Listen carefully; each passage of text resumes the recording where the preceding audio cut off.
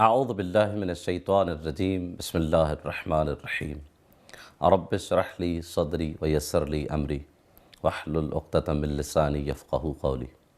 قال الامام صادق علیہ السلام الدعاء مخ العبادہ۔ ناظرین محترم، آپ سب کو نور الواٹی پر خوش آمدید کہتے ہیں۔ جیسا کہ آپ جانتے ہیں کہ ماہ مبارک رمضان کا آغاز ہو چکا ہے۔ یہ وہ مہینہ کہ جس میں دعائیں قبول ہوتی ہیں، مغفرت کا مہینہ، استغفار کا مہینہ، اور خاص طور پر اس مہینے میں دعاؤں کو طلب کرنے کا حکم دیا گیا ہے۔ لیکن سوال یہ پیدا ہوتا ہے کہ ماہ مبارک رمضان میں دعا کے ساتھ امام زمانہ کا کیا رابطہ ہے؟ اور یہ علماء کی طرف سے تاکید کی گئی ہے کہ اس ماہ مبارک رمضان میں جہاں آپ دعائیں کرتے ہیں وہاں آپ اپنے زمانے کے امام کو بھی یاد کریں۔ سوال یہ ہے کہ امام زمانہ کا دعا سے کیا رابطہ ہے، اور جو ماہ مبارک رمضان میں دعائیں نقل ہوئی ہیں ان میں امام زمانہ کو کس طرح سے یاد کیا گیا ہے، کس طرح سے امام کو یاد فرمایا گیا ہے؟ انہی تمام سوالوں کے جوابات جاننے کے لیے ہمارے اس ٹاک شو کا جو عنوان ہے وہ امام زمانہ عجل اللہ تعالی فرجہ شریف کا ان دعاؤں میں کس طرح ذکر ہوا ہے پر مبنی ہے، جس کی وضاحت کے لیے قم المقدس کے ممتاز عالم دین حجت الاسلام والمسلمین سید احمد علی نقوی کو دعوت دی گئی ہے۔ السلام علیکم ورحمۃ اللہ وبرکاتہ۔ علیکم السلام ورحمۃ اللہ وبرکاتہ۔ ہم آپ کے نہایت ہی ممنون اور مشکور ہیں کہ آپ اپنے قیمتی وقت میں سے کچھ وقت ہماری اصلاح اور تربیت کے لیے نکالا۔ ہم اپنی گفتگو کا آغاز اس سوال سے کرنا چاہیں گے کہ خود دعا کی کیا اہمیت ہے اور کیوں ضروری ہے کہ دعا مانگی جائے؟ اعوذ باللہ من الشیطان الرجیم، بسم اللہ الرحمن الرحیم، بہ نستعین انہ خیر ناصر و معین، وصلی اللہ علی سیدنا و نبینا ابی القاسم محمد وعلی آلہ الطیبین الطاہرین المعصومین المکرمین۔ دعا، جیسا کہ آپ سب جانتے ہیں، عربی کا لفظ ہے، اور دعا کا جو معنی ہے وہ ہے پکارنا، مانگنا، اور اصطلاح میں دعا خداوند متعال کی بارگاہ میں انسان جو درخواست کرتا ہے، جو چیز مانگتا ہے، جو خدا کو پکارتا ہے، اس کو دعا کہا جاتا ہے۔ مختلف کتب میں مختلف تعاریف اور اصطلاحیں بیان کی گئی ہیں۔ اب یہ دعا ضروری نہیں کہ صیغہ امر کے ساتھ ہو یا اس کا کوئی خاص قالب ہو۔ ظاہری حساب سے اس دعا کو جملہ خبریہ کے حساب سے بھی مانگا جاتا ہے۔ دعا کی اہمیت یہ ہے کہ انسان ضعیف ہے، انسان کو خداوند متعال نے ایک خاص ہدف کے لیے اس دنیا میں بھیجا ہے۔ وہ ہدف یہ ہے کہ انسان کمال تک پہنچے۔ انسان دانی ہے، ذات پروردگار عالی ہے۔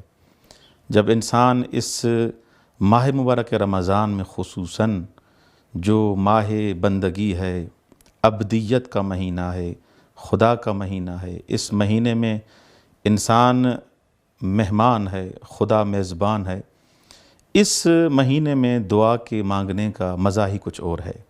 اس مہینے میں اگر انسان، جیسے آپ قرآن کی ایک تلاوت کرتے ہیں، ایک آیت کی تلاوت کرتے ہیں، آپ کو ختم قرآن کا ثواب ملتا ہے، تو ہر چیز اس کا ثواب دو بالا ہے، دو برابر ہے۔ اگر انسان اس مہینے میں دعا مانگتا ہے تو اس کا اثر زیادہ ہے، اس کی قبولیت کے چانس بہت زیادہ ہیں۔ اور اہل بیت علیہ السلام کی روایات کا جب ہم مطالعہ کرتے ہیں تو ان روایات میں بھی بہت زیادہ تاکید کی گئی ہے کہ اس مہینے میں دعا مانگیں، حتیٰ کہ ایک ایک دن کے لیے۔ آپ جب مفاتیح الجنان کی تلاوت کرتے ہیں اس عظیم مہینے میں، ایک ایک دن کے لیے دعا بیان کی گئی ہے۔ صحیفہ سجادیہ کا انسان جب مطالعہ کرتا ہے تو صحیفہ سجادیہ میں بھی بیان کیا گیا کہ یہ پہلی ماہ مبارک رمضان کو آپ کو کون سی دعا مانگنی چاہیے، دوسری ماہ مبارک رمضان کو کون سی دعا مانگنی چاہیے، اور تاکید کی گئی کہ دعا کریں، دعا کریں۔ اور اس دعا میں کیا مانگنا چاہیے، اور اس کا وقت کون سا ہونا چاہیے۔ آپ دیکھتے ہیں نا، کائنات میں ہر انسان یہ چاہتا ہے کہ میری دعا قبول ہو، اور خداوند متعال نے خود جو دعا قبول کرنے والا ہے، اس نے بتایا ہے کہ ماہ مبارک رمضان اس زمانے کو کہتے ہیں ماہ مبارک رمضان. وہ زمانہ ہے، وہ خاص وقت ہے جس میں میں دعائیں قبول کرتا ہوں. اس ماہ مبارک رمضان میں انسان اگر خدا کے حضور میں، خدا کی بارگاہ میں اگر دعا مانگتا ہے تو یقیناً اس کی دعا قبول ہے. البتہ یہ جو دوسرے سوالات ہیں کہ دعا قبول کیوں نہیں ہوتی، اس وادی میں ہم نہیں جانا چاہتے، لیکن اس دعا کا اس مہینے میں خاص کر کے ماہ مبارک رمضان میں بہت زیادہ یعنی یہ فکر ہونی چاہیے کہ میری دعا رد نہیں ہو رہی، میری دعا رد نہیں ہوگی. اور یہ ایسی خاص موقعیت ہے، خاص زمانہ ہے. جیسے دیکھیں مثلا ایک زمانے میں میری دعا کے قبول ہونے کے چانس کم ہے، لیکن مجھے پتہ ہے، اور وہ بھی زبان معصوم سے یعنی خداوند متعال کا خود امر ہے کہ اس مہینے میں اگر آپ دعا مانگیں گے آپ کی دعائیں قبول ہو جائیں گی. اچھا، جس طرح آپ نے بھی بیان فرمایا، اور جب ہم روایات کی طرف جاتے ہیں تو وہاں پر بھی ذکر ہے کہ ان خاص دعاؤں میں اور خاص ایام میں آپ اپنے زمانے کے امام کو یاد فرمائیں. تو خصوصاً یہ سوال یہ ہے کہ اس ماہ مبارک رمضان کا دعاؤں کا آپس میں اور امام زمانہ کا کیا رابطہ ہے؟ بہترین سوال ہے کہ اس ماہ مبارک رمضان جو تمام مہینوں کا سردار مہینہ ہے، سید الشہور اس مہینے کو کہا گیا. اس دعا مانگتا ہوں یا کس کے لیے دعا کی جاتی ہے، اس کے علماء نے کچھ اسباب بیان کیے ہیں. مکیال المکارم یا دوسری کتب کا جب انسان مطالعہ کرتا ہے تو دعا مانگنے کے کچھ اسباب ہیں. دعا انسان کیوں مانگتا ہے، اس کا سبب کیا ہے، کیوں انسان دعا مانگے. ایک جو سبب علماء نے بیان کیا ہے وہ شفقت اور ترحم ہے. مثلا انسان جب باپ اپنے بیٹے کے لیے دعا مانگتا ہے، ماں اپنے بیٹے کے لیے، یا بیٹا اپنی ماں کے لیے، اپنے باپ کے لیے دعا مانگتا ہے، یہ جو جہت ہے جہت شفقت ہے. شفقت کے لحاظ سے دعا مانگی جاتی ہے. کوئی لالچ نہیں ہے، کوئی ڈیمانڈ نہیں ہے، یہاں پر مانگ رہا ہوں کیونکہ شفقت اور محبت ہے. اچھا، یعنی لازم نہیں کہ حاجت ہو پھر نہیں، مجھے محبت ہے، شفقت ہے اپنے بیٹے سے، اپنے باپ سے محبت ہے، اس لحاظ سے میں دعا مانگ رہا ہوں.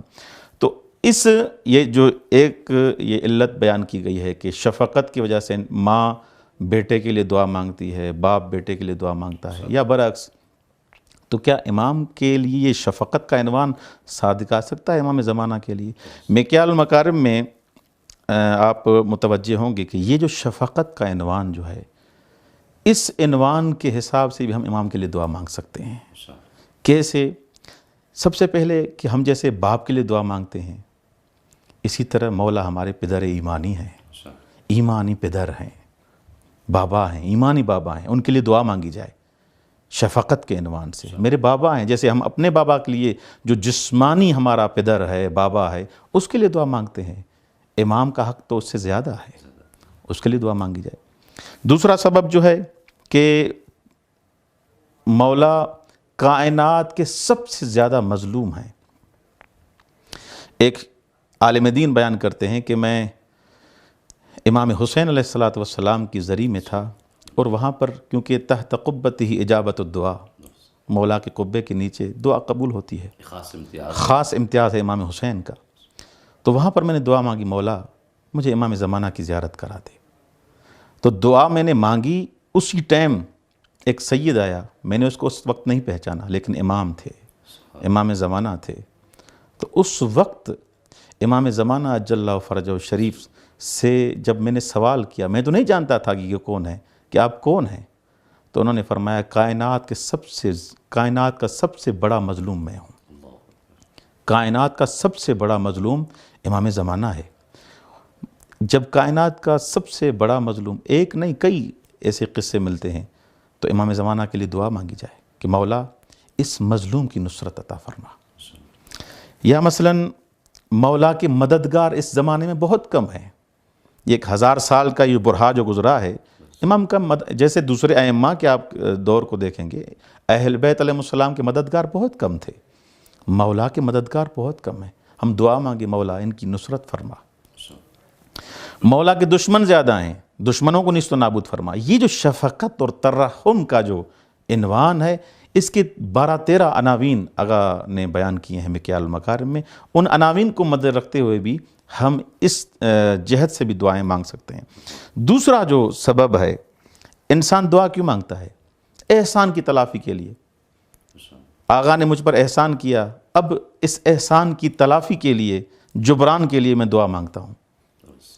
اب جو میں کسی کے احسان کی وجہ سے دعا مانگتا ہوں تو خود امام زمانہ عجل اللہ فرجہ شریف، جس کی وجہ سے مجھے رزق مادی بھی مل رہا ہے، رزق معنوی بھی مل رہا ہے، بوجودہ ثبتت الارض والسماء، مولا کے وجود سے آسمان بھی قائم ہے، زمین بھی قائم ہے، ذرہ ذرہ قائم ہے۔ یہ احسان ہے اہل بیت علیہ السلام کے کہ ان کے صدقے ہم اس کائنات میں ہیں۔ جب ان کا احسان ہے تو دعا کا ایک سبب جو بیان کیا احسان کی تلافی ہے۔ یعنی وہ مد نظر خود احسان رکھ کر دعا کرے، احسان کریں کہ مولا کا ہم پر احسان ہے کہ ان کی وجہ سے ہم اس کائنات میں ہیں، تو لہٰذا ہم دعا مانگتے ہیں مولا کے لیے۔ یا مثلا خود اہل بیت علیہ السلام نے بیان کیا ہے کہ جو انسان دعا مانگتا ہے آپ کو بھی چاہیے اس کے لیے دعا مانگے۔ خود مولا فرماتے انا غیر مؤملین لمراعاتکم ولا ناسین لذکرکم، یعنی ہم آپ کے لیے دعا مانگتے ہیں، ہم نے آپ کو بھلایا نہیں ہے، ہم نے آپ کو ہمیشہ یاد کیا ہے۔ جب مولا ہمیشہ ہمیں یاد کرتے ہیں اور فرماتے ہیں کہ اگر ہم آپ کو چھوڑ دیں، ہم اگر آپ کو بھلا دیں تو آپ بچ ہی نہیں سکیں گے، آپ ختم ہو جائیں گے۔ مولا یاد کرتے ہیں، احسان کا تقاضا یہ ہے کہ ہم بھی مولا کے لیے دعا کریں۔ اور ایک جو سبب بیان کیا گیا ہے وہ دفع شرور کے لیے، شر کے دفع کرنے کے لیے، اور شر کے دفع کرنے کے لیے دعا مانگی جاتی ہے کہ جیسے مثلا کئی افراد آتے ہیں کہ یہ پریشانی ہے، یہ مسئلہ ہے، میرے اتنے دشمن ہیں، کوئی ایسی دعا بتائیں تاکہ یہ شرور دفع ہو جائیں۔ اہل بیت علیہ السلام کے دشمن کتنے زیادہ ہیں، مولا امام زمانہ کے دشمن کتنے زیادہ ہیں، دعا مانگیں تاکہ دفع شرور ہو۔ یہ فلسفے بیان کیے گئے ہیں، یہ اسباب بیان کیے گئے ہیں کیوں میں دعا مانگوں۔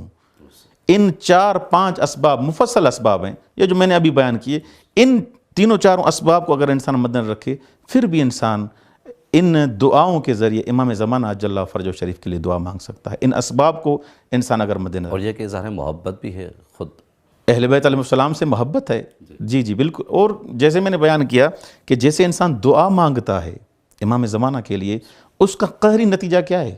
دعا مانگیں گے تو مولا کو یاد کریں گے نا۔ یعنی ہم تو کبھی کبھی سارا دن گزر جاتا ہے مولا کے لیے دعا نہیں مانگتے، لیکن جیسے کہا گیا ہے کہ مولا کے لیے دعا کریں، جیسے دعا مانگیں گے مولا کا ذکر آئے گا، اور مولا کا ذکر آئے گا، اس کا ایڈوانٹیج یہ ہے کہ جیسے مولا کو ہم ذکر کریں گے ادھر مولا بھی ہمیں ذکر کریں گے۔ اچھا، چونکہ ہمارا خاص عنوان جو ہے، اور ایک ایسا عنوان ہے کہ جہاں پر ایک ٹاک شو بہت کم ہے، لیکن لازم ہے کہ اس پہ بات ہونی چاہیے کہ جو ماہ مبارک رمضان میں جس طرح آپ نے بھی نقل فرمایا کہ ہر دن کی دعا کو نقل کیا گیا ہے اس ماہ مبارک رمضان میں، اور ہر ساعت کے لیے بھی، ہر ساعت کے اعتبار سے بھی دعا کو نقل کیا گیا ہے، تو سوال یہ ہے کہ جو ہمارے زمانے کے امام ہیں تو ان کو ماہ مبارک رمضان کی دعا میں کس طرح سے یاد کیا گیا ہے، کس طرح سے ذکر کیا گیا ہے؟ امام زمانہ عجل اللہ فرجہ شریف کا ذکر ماہ مبارک رمضان کی دعاؤں میں بہت زیادہ ملتا ہے۔ جو ابھی میں مطالعہ کر رہا تھا، کئی ایسی دعائیں ہیں جن میں مولا کا ذکر ہے، کچھ دعائیں مخصوص امام زمانہ سے ہیں۔ جیسے آپ اصل انسان کو فقط متوجہ ہونا چاہیے، جیسے ہم دعائے ندبہ پڑھتے ہیں، دعائے ندبہ مخصوص ہے امام زمانہ کے ساتھ۔ ماہ مبارک رمضان میں کم از کم 4 جمعے آئیں گے، ان 4 جمعوں کی صبح کو انسان دعائے ندبہ پڑھے گا، اور دعائے ندبہ کے جو جملے ہیں سارے مخصوص ہیں امام زمانہ سے۔ این السبب المتصل بین الارض والسماء یا ابن الحسن این ابن الحسین، یہ سارے جو جملے جو بیان کیے گئے ہیں دعائے ندبہ میں، یہ امام زمانہ کے ساتھ مخصوص ہیں۔ یا مثلا جو دوسری دعائیں ہیں جو امام زمانہ عجل اللہ فرجہ شریف کے ساتھ دوسرے دنوں میں مخصوص ہیں، وہ ان خود ماہ مبارک رمضان میں حکم ہوا ہے کہ اس میں پڑھیں۔ جیسے میں ایک بزرگوار کے لیے پڑھ رہا تھا کہ 23 ماہ مبارک رمضان شب قدر جسے کہا گیا ہے، شب قدر حقیقت میں قلب پورے سال کا قلب ہے، دل ہے۔ اب انسان پورے سال میں جو بھی دن آتے ہیں، جو بھی راتیں آتی ہیں، جو بھی لمحے آتے ہیں، ان کا مرکز شب قدر ہے، اور شب قدر مخصوص ہے امام زمانہ عجل اللہ فرجہ شریف سے۔ جیسے شب قدر کے لیے علماء یہ فرماتے ہیں کہ یہ جو ملائکہ نازل ہوتے ہیں جو امر کے ساتھ نازل ہوتے ہیں یہ کس کے پاس نازل ہوتے ہیں؟ کس کے محضر میں نازل ہوتے ہیں؟ حجت خدا کے محضر میں نازل ہوتے ہیں۔ اور حجت خدا اس دور میں کون ہے؟ کوئی بھی انسان، یہ عاجزانہ ہمارا سوال ہے تمام مکاتب فکر سے، کہ جو ملائکہ نازل ہوتے ہیں ایک ولی خدا کے محضر میں، حجت خدا کے محضر میں، وہ حجت خدا کون ہے؟ اس کو سورہ قدر میں نقل سورہ قدر میں نقل ہوا ہے۔ اور جب سورہ قدر میں اس کو نقل ہوا ہے کہ وہ حجت خدا اس کے محضر میں یہ ملائکہ نازل ہوتے ہیں، اس حجت خدا کا نام ہمارے مکتب میں، مکتب تشیع میں، یہ جو طرہ امتیاز ہے ہمارا، وہ امام زمانہ عجل اللہ فرجہ شریف ہے۔ اور اس 23 کی رات کو، جس رات کو حقیقت میں کہوں کہ ولی خدا کی رات ہے، امام زمانہ کی رات ہے، اس رات میں دعا بیان کی گئی ہے۔ ایک اس دعا کو پڑھنا چاہیے، اور دعا ہم پڑھتے رہتے ہیں، لیکن اس 23 کی رات کو بڑی تاکید کی گئی ہے۔ مثلا جیسے دعا امام زمانہ پڑھتے ہیں، اللہم کن لولیک الحجۃ بن الحسن صلواتک علیہ وعلی آبائہ فی ہذہ الساعۃ وفی کل ساعہ ولیا وحافظا وقائدا وناصرا ودلیلا وعینا حتی تسکنہ ارضک طوعا وتمتعہ فیہا طویلا۔ یہ دعا جو میں نے پڑھی، یہ ہم پڑھتے رہتے ہیں، لیکن شب قدر میں علماء سے آپ پوچھیں، جنہوں نے بھی امام زمانہ عجل اللہ فرجہ شریف کے بارے میں کتابیں لکھی ہیں، انہوں نے فرمایا ہے کہ یہ شب قدر میں جب آپ دعا پڑھیں، سجدے میں جائیں تب بھی یہ دعا پڑھیں، سجدے سے اٹھیں پھر بھی دعا پڑھیں، رکوع میں جائیں یہ دعا پڑھیں، یعنی ایک دفعہ نہیں، جس ٹائم آپ کا دل چاہے یہ دعا مانگیں۔